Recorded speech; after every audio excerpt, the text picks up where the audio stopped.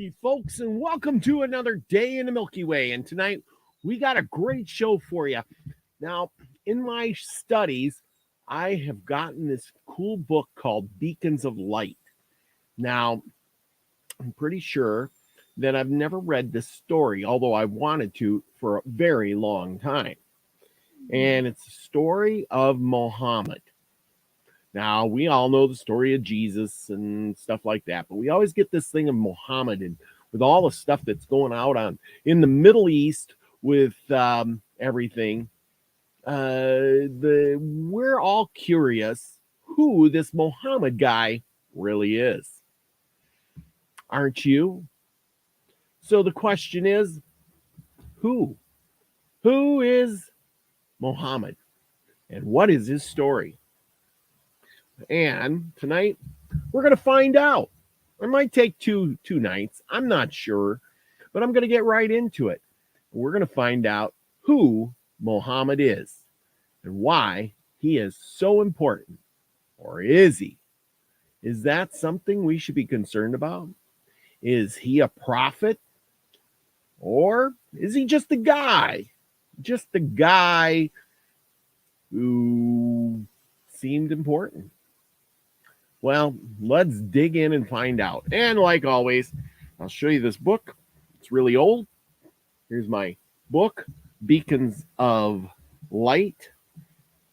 And it is from this is volume 3, part 1, the Middle Ages, the Renaissance and Reformation. And it is by John Lord.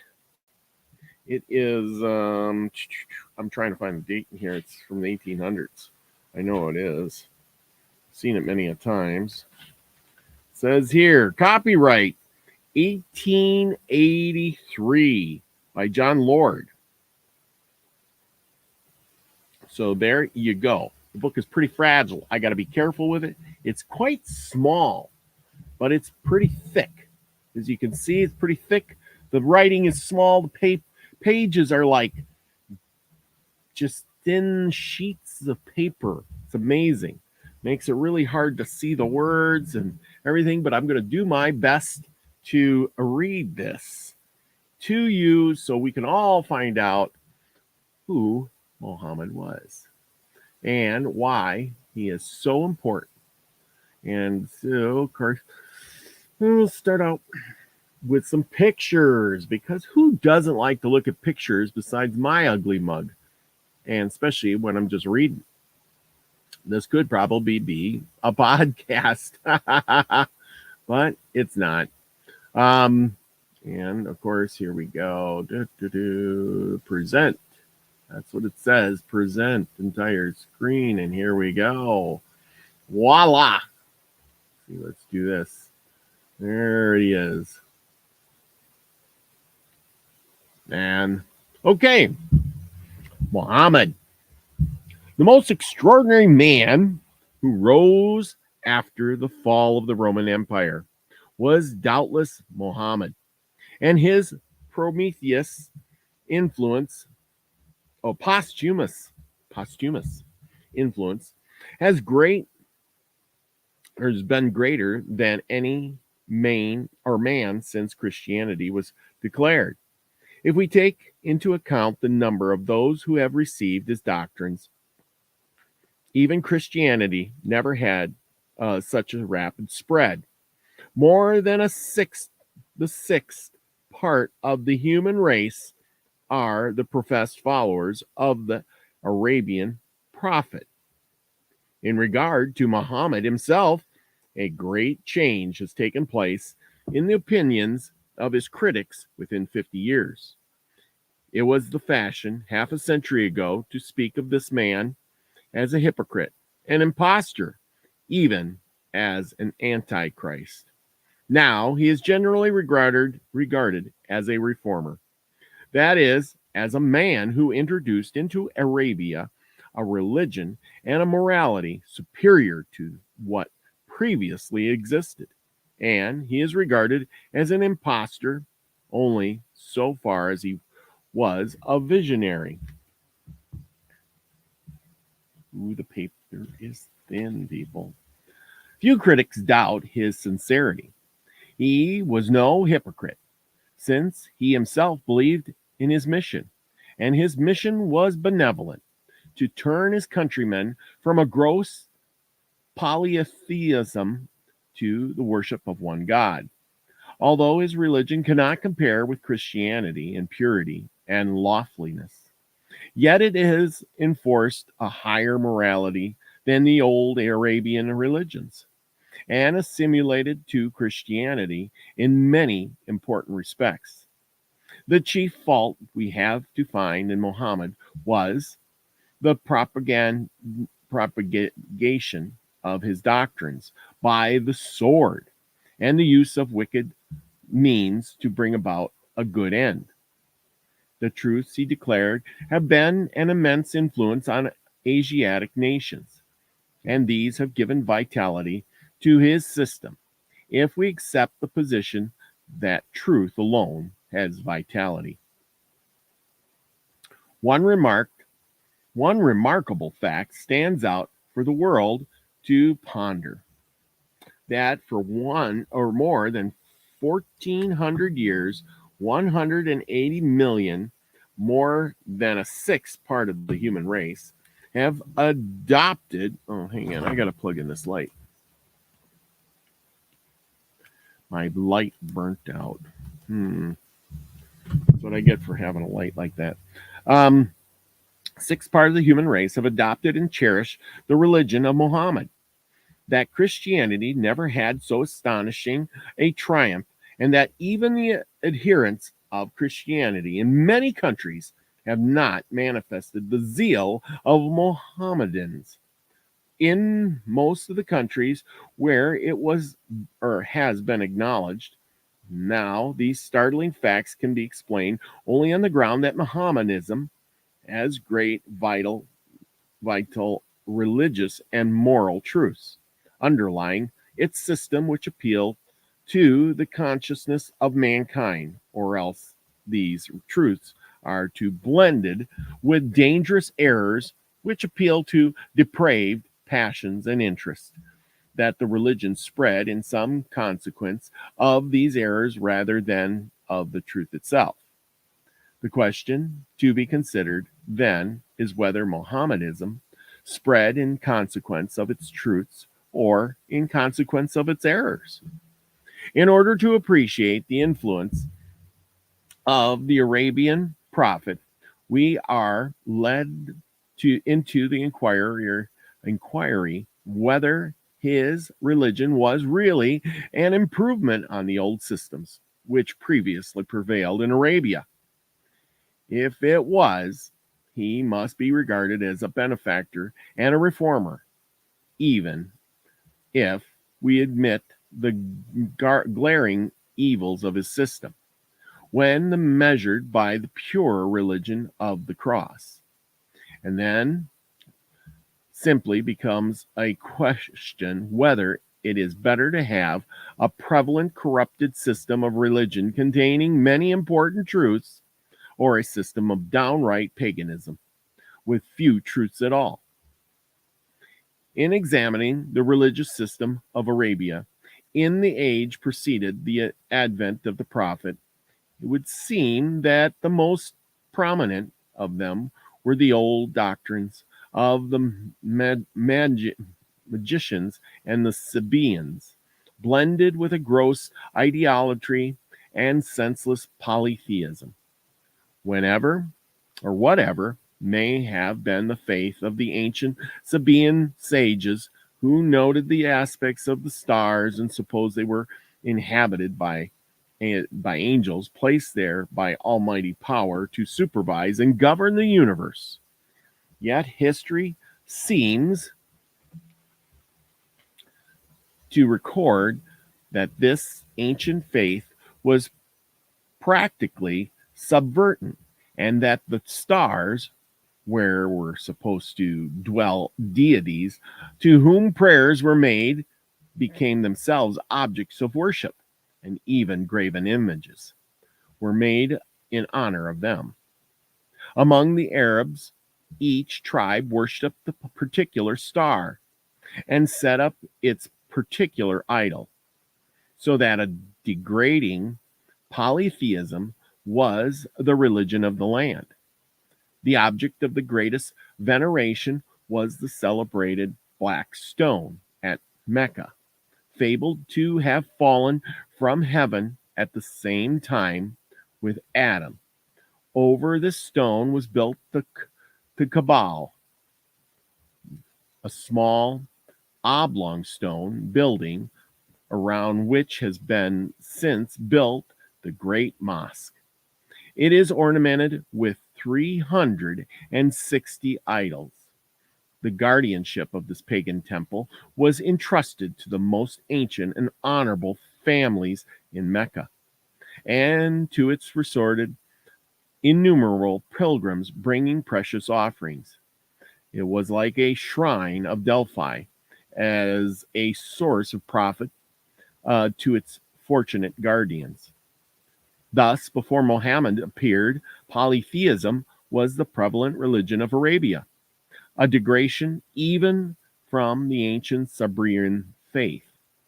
It is true there were also other religions. There were many Jews in Medina, and there were also a corrupted form of Christianity in many places, split up into holistic and wrangling sects, which but little of the spirit of the divine founder, with innumerable errors and superstitions, so that it was no part in the world was Christianity so feeble a light, but the great body of the people were pagans. A marked reform was imperatively needed to restore the belief in the unity of God and set up a higher standard of morality. It is claimed that Muhammad brought such a reform. He was born in the year 570 of the family of Hashem or Hashem and the tribe of Quraysh, to whom was entrusted the keeping of the black stone. He therefore belonged to the highest Arabian aristocracy. Early left an orphan and in poverty, he was reared in the family of one of his uncles, under all the influences of idolatry. This uncle was a merchant, and the youth made long journeys with him to distant fairs, especially in Syria, where he probably became acquainted with the Holy Scriptures, especially with the Old Testament. In his 25th year, he entered the service of Kadesh, a very wealthy widow. Yes, a very wealthy widow who sent to the fairs and towns great caravans, which Mohammed accompanied in some humble capacity, according to the tradition of the camel driver. But his personal beauty, which was remarkable, and probably also his intelligence and spirit, won the heart of this powerful mistress, and she became his wife. He now second to none in the capital of Arabia, and great thoughts began to fill his soul. His wife perceived his greatness, and like Josephine, and the wife of Disraeli, forwarded the fortune of her husband, for he became rich as well as intellectual and noble, and thus had time and leisure to accomplish more easily his work. From 25 to 40, he led chiefly a contemplative life, spending months together in a cave, absorbed in his grand reflections, at intervals issuing from his retreat, visiting the marts and commerce, and gaining knowledge from learned men. It is seldom that that very great man led either a life of perpetual contemplation or perpetual activity, without occasional rest and leisure to mature knowledge. No man can arm himself with the weapons of the gods.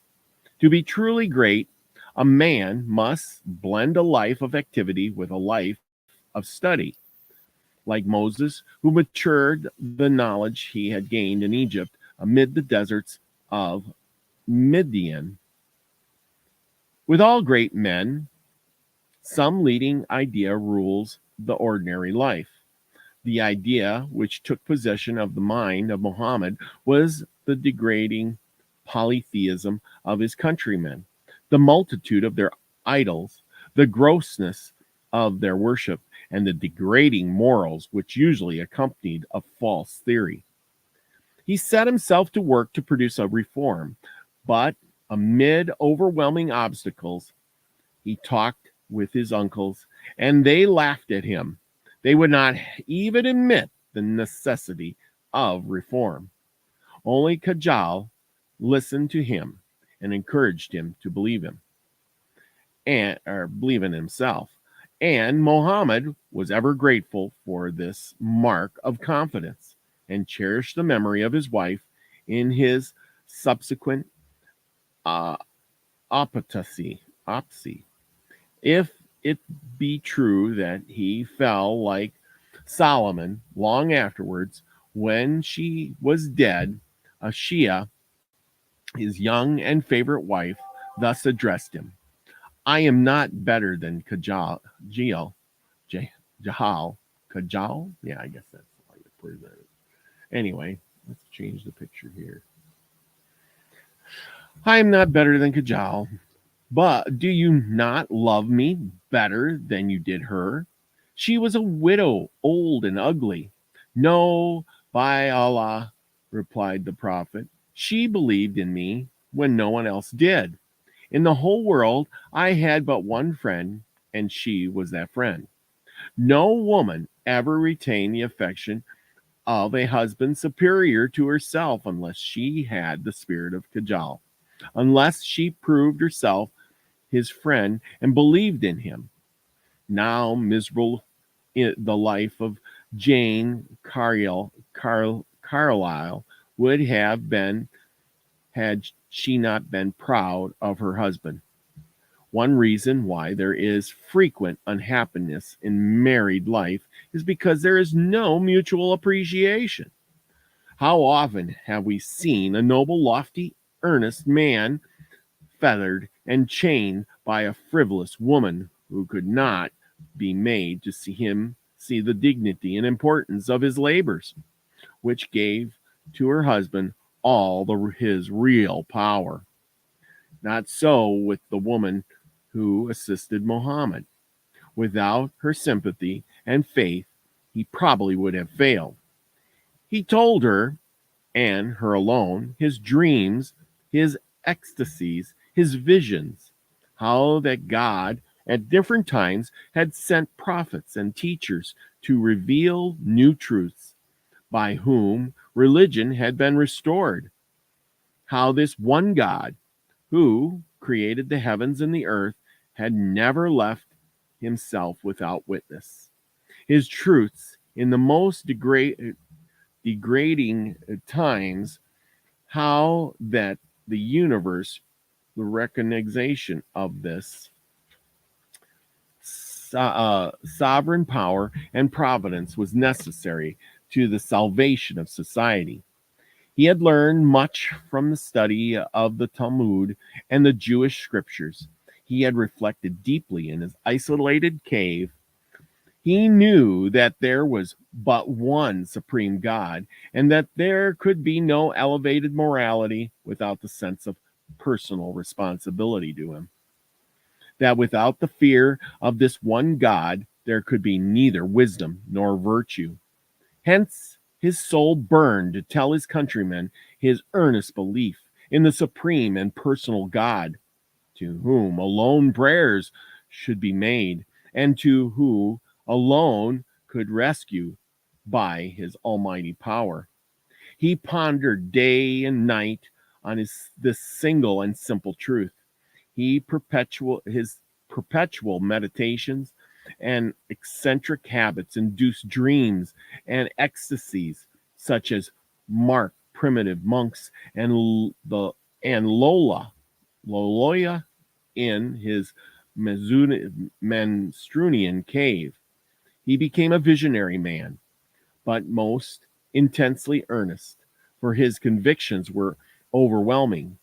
He fancied himself the ambassador of his God, and as ancient Jewish prophets were, that he was even greater than they, his mission being to remove idolatry, to his mind, the greatest evil under the sun, since it was the root of all vices and follies.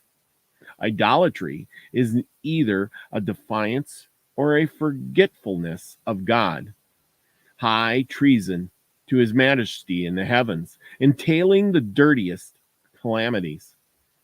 At last, one day in his 40th year, after he had been shut up in the whole month in solitude, so that his soul was filled with ecstasy and enthusiasm, he declared to Kadesh that the night before, while wrapped in his mantle, absorbed in ravine, a form of a divine beauty, in a flood of light appeared to him, and in the name of the Almighty, who created the heavens and the earth, thus spoke: O Mohammed, of a truth, thou art the prophet of God, and I am the angel Gabriel. This, says Carlyle, is the soul of Islam.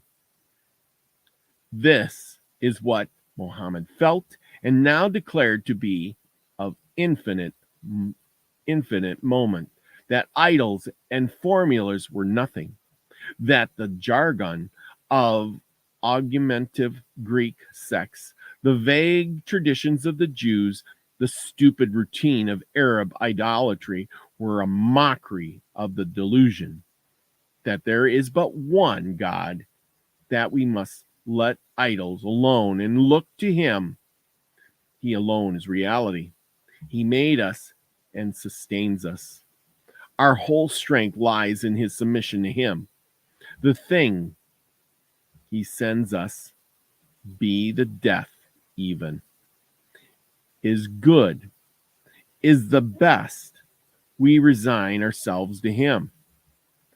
Such were the truths which Mohammed, with preternatural earnestness, now declared, doctrines which would revolutionize Arabia. And why not? They are the same substantially which Moses declared of those sensual and degraded slaves who he led out of Egypt. Yeah, the doctrines of David and Job: though he slay me, yet I will trust in him. What a grand and all-important truth it is to impress upon people sunk in forgetfulness and sensuality and pleasure-seeking and idle schemes of vanity and ambition. And there is a supreme intelligence who overrules and whose laws cannot be violated with impunity, from whom no one can escape, even though he, taking the wings of the morning and flying to the utmost parts of the sea. This is the one truth that Moses sought to plant in the minds of the Jews, a truth always forgotten when there is slavery to incorporate pleasures or a false philosophy. Now I maintain that Mohammed is seeking to impress his degenerate countrymen with the idea of one supreme God. Amid the most degrading and most almost universal polytheism, was a great reformer. In preaching this, he was neither a fanatic nor a hypocrite. He was a very great man, and thus far a good man. He does not make an original revelation. He reproduces an old truth, as old as the parchments, as old as Job, as old as the primitive religions, but an exceedingly important one, lost sight of by his countrymen, gradually lost sight of by all his peoples. When divine grace is withheld, indeed, practically by people of in Christian lands in times of great degeneracy, the fool has said in his heart, there is no God. Or, let there be no God that we may eat and drink before we die. Ecumenism in its pleasures or in its speculations is virtually atheism. It was so in Greece. If so, with us.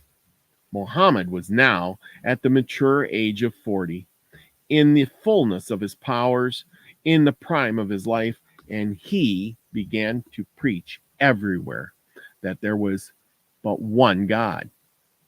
Few, however, believed in him.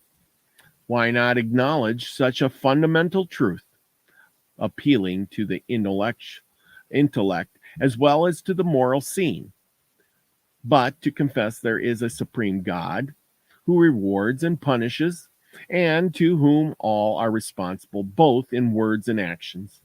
It is implied to confession in sinfulness and justice of retribution. Those degraded Arabians would not receive willingly such a truth as this, even as the Israelites ever sought to banish it from their hearts and minds, in spite of their deliverance from slavery. The uncles and friends of Mohammed treated his mission with scorn and desertion. Nor do I read that a common people heard him gladly.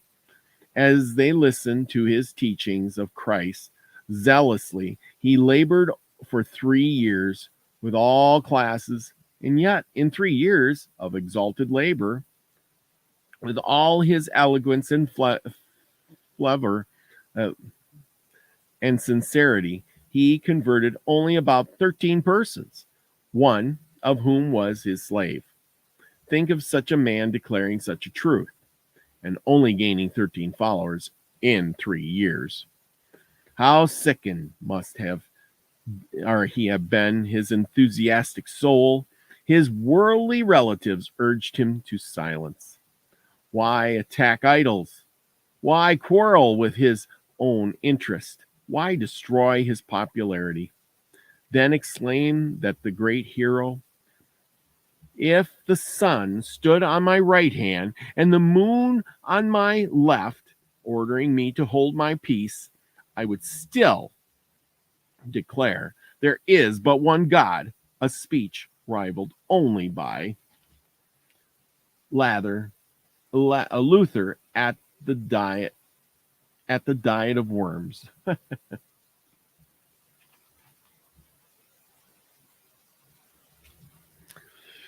Why urge a great man to be silent on the very thing which makes him great?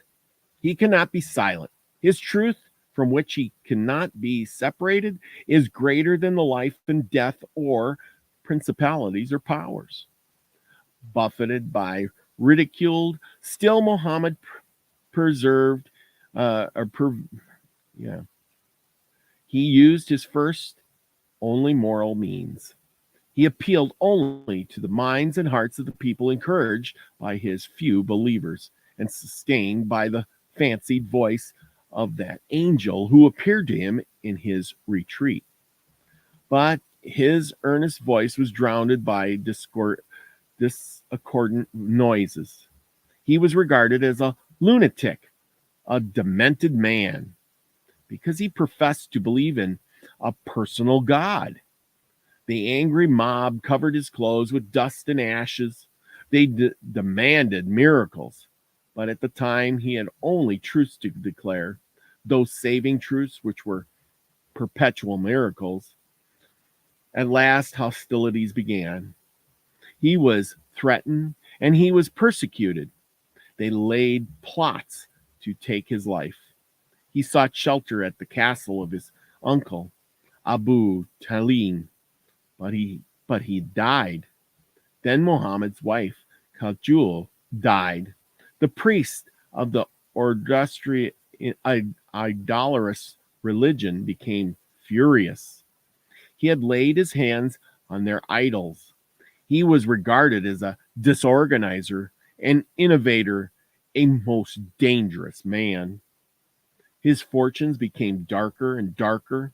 He was hated, persecuted, and alone. Thus 13 years passed away in reproach, in persecution and fear.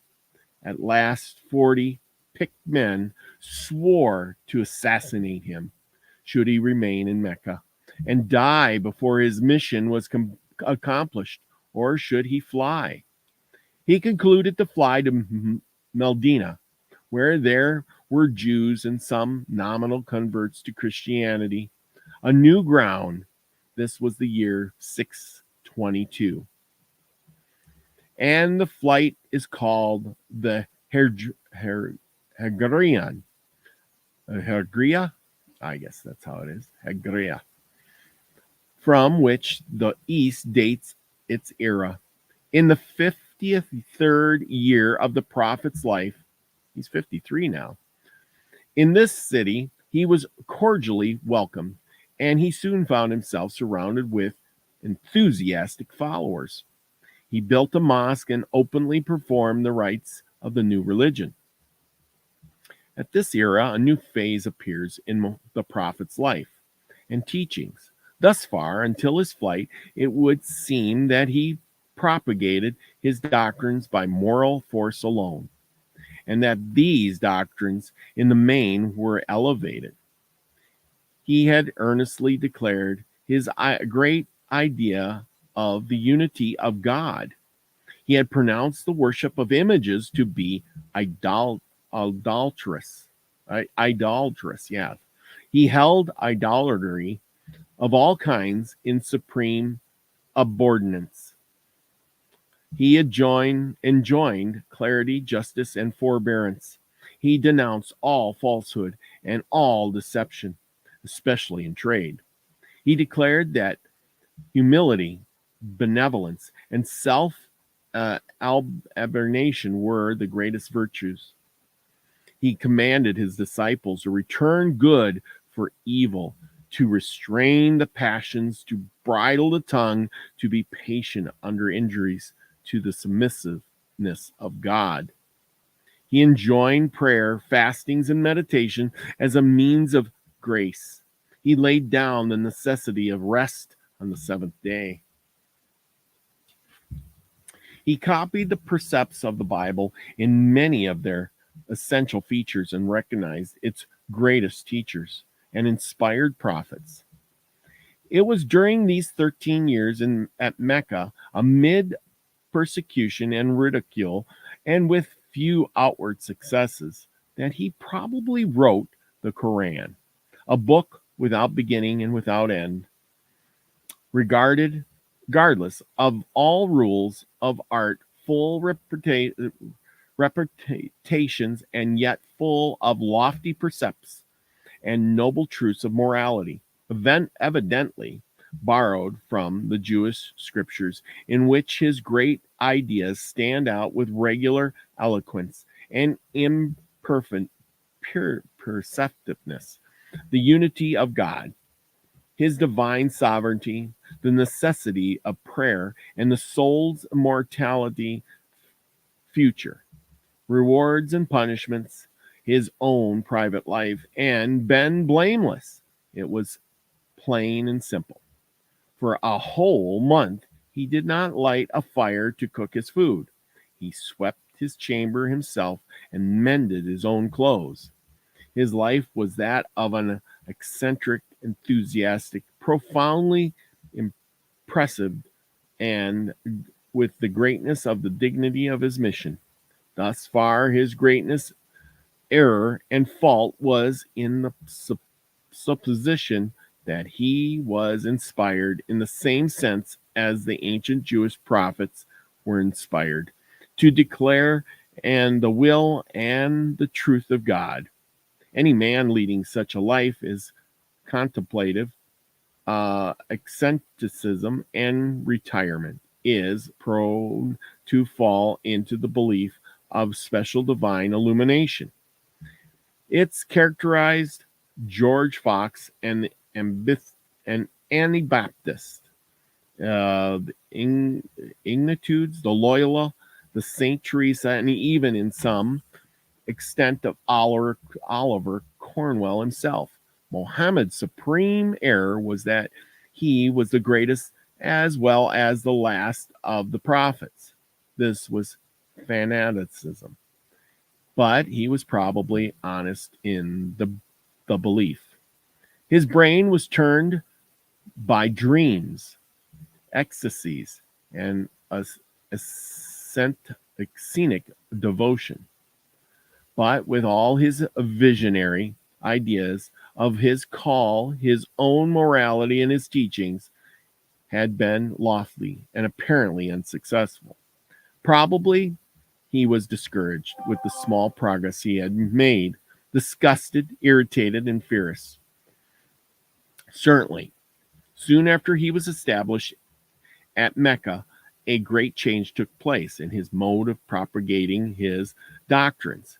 His great ideas remained the same, but he adopted a new way of spreading them, so that I can almost fancy that some Metaphilians from some form of satanic agency, some lying voice whispered to him in his wise, O Muhammad, of the truth thou art the prophet of the living God. Thou hast declared the grandest truths ever uttered in Arabia. But see how powerless they are on the minds and hearts of thy countrymen. With all thy eloquence, sincerity, and fervor, by moral means thou hast effected comparatively nothing. Thou hast preached 13 years and only made a few converts. Though thy truths are too elevated for a corrupt and wicked generation to accept. Even thy own life is in danger. Thou hast been obligated to fly to these barren rocks and sands. Thou hast failed. Why not pursue a new course and adapt thy doctrines to men as they are? Thy countrymen are wild and fierce and warlike.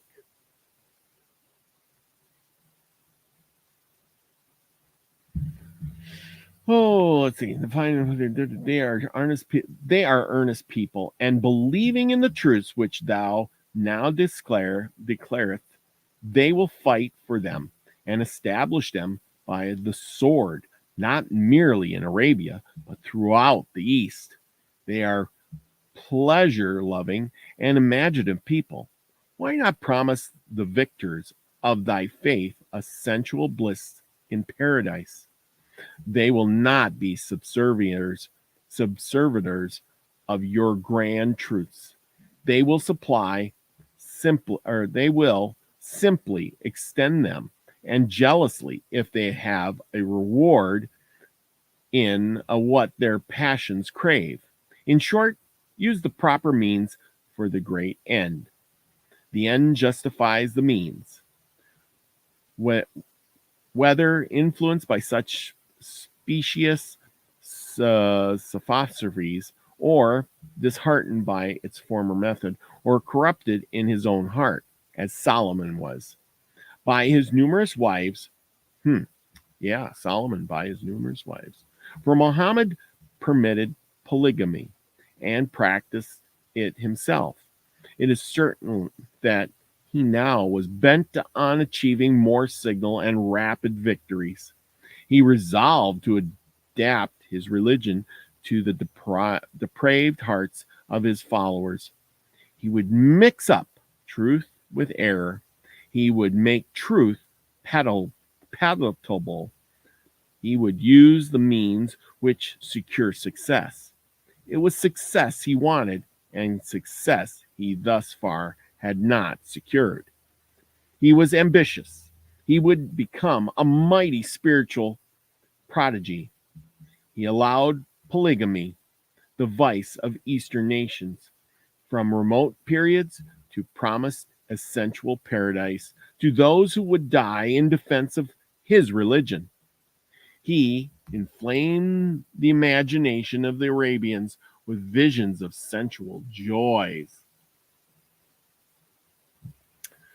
He painted heaven as a land whose soil was the finest wheaten flour, whose air was fragrant with perfumes, whose streams were of crystal water or milk or wine or honey, flowing over beds of musk and camphor, a glorious garden of fruits and flowers, whose inhabitants were clothed in garments of gold, sparkling with rubies and diamonds, who recline in sumptuous palaces and silken pavilions, and on couches of voluptuous ease, and who were served with medallions, and which could be eaten without salty, and liquors which could be drank without inhibition.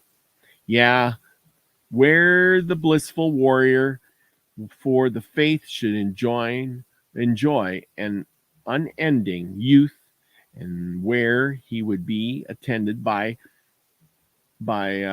Horus with black and loving eyes, free from all defects, resplendent in beauty and grace, and rejoicing in perpetual charms.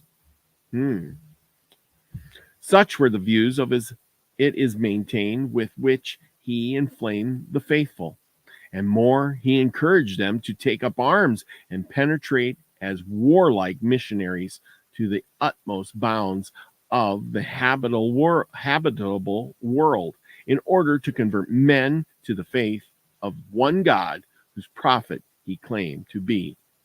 Moreover, he made new and extraordinary revelations, that he had ascended into the seventh heaven and held converse with Gabriel. And he now added to his creed that an old lie of Eastern theologies was the base element of the false religions, and that man can propagate the deity by works of super negotiation, that man can purchase by aesthetic labors and sacrifices his future salvation. This falsity enters largely into Mohammedanism. I need not add how discrepant it is with the cheerful teachings of the apostles, especially to the poor, as seen in the deeds of penance, prayers in the corners of the streets of the abolitionists, the fast, and the pilgrims to which the faithful are exhorted. And moreover, he accommodated his fasts and feasts and holidays and pilgrimages to the old customs of the people, thereby teaching lessons of worldly wisdom. As start, the old object of Sabine idolatry was particularly worshipped, and on Friday, and this day was made the Mohammedan Sabbath. Again, the month Ramadan, from time immemorial, had been set apart for fasting. This month was the prophet adopted, declaring that in it he had received his first revelations. Pilgrimages to the Black Stone were favored forms of penance, and this was perpetuated in the pilgrimages to Mecca. Thus, it would appear that Muhammad, after his flight, accommodated his doctrines to the customs and taste of his countrymen, blending with the sublime truths he declared subtle and pertinacious errors. The early missionaries did the same thing in China and Japan, thinking more of the number of their converts than the truth itself, expediency, and utterly falsiousness principle of the end justifying the means is seen in almost everything in the world which blazes with success. It is seen in politics, in flamboyantry and ecclesiasm, and in education. So the earlier missionaries discarded their vows, made the cause into which they were consecrated subservient to their personal gain. Wow, I've been reading for quite a while. What do you think a man wearing the livery of a gospel minister devoting all his energies to money making, versed in the ways of the heavenly or in the heathen Chinese, ways that are dark and tricks that are vain, all to succeed better in worldly thrift, using all means for the single end. Is he not a traitor to his God, his church, and to his fellow men? Truth forever on the scaffold, wrong forever on the throne. What would you think of a college which lowered the standard of education in order to draw students, or selected as the guardians of the higher interest those men who would contribute the most money to its funds? And I think I'm going to end right there. It seems like we got a bunch of pages left to go. That's going to be another 45 minutes to an hour. Yeah, there's quite a bit. Another good show ahead. So anyway, this is part 1. Thank you for joining me tonight. Let's stop sharing. Thank you for joining me tonight. I hope you're learning something. I hope you enjoyed this story. Sorry I can't pronounce all the words because they are crazy words. Facetious principles? Oh boy. And elitism and philanthropy. Yeah. Try to pronounce that 5 times straight. Anyway, thanks for coming, everybody, and being patient with me. Thank you all, everybody in the chat. And thank you for joining me. Without you, this show wouldn't be much, would it now? But I hope you enjoyed the stories and finding out about Mohammed. And this is from a really old book back in the day, when they didn't have all that propaganda to steer you one way or the other. I think this book is kind of right down the middle. It's not really for him, but it's not really against him. It's kind of in between. It's telling, I think, in my opinion, the kind of real story it really is. So, is he a prophet or not? Did he really see Gabriel? Did he really talk? And then, what kind of distorts the story a little bit is that first he says he's seen Gabriel, and he went out to do the thing and convert everybody to one monotheistic God instead of polytheistic gods. And in the end, he started making more promises. This is where things went badly. So it makes you wonder if he actually, seen Gabriel or not. Because he kept saying, I'm going to promise you this and promise you that. And, who was it that whispered in his ear, maybe you should make some good deals with the people. So with that, everybody, go out and do something nice for your neighbor. Do something nice for yourself. Be that good person because you want to be that frequency you want to receive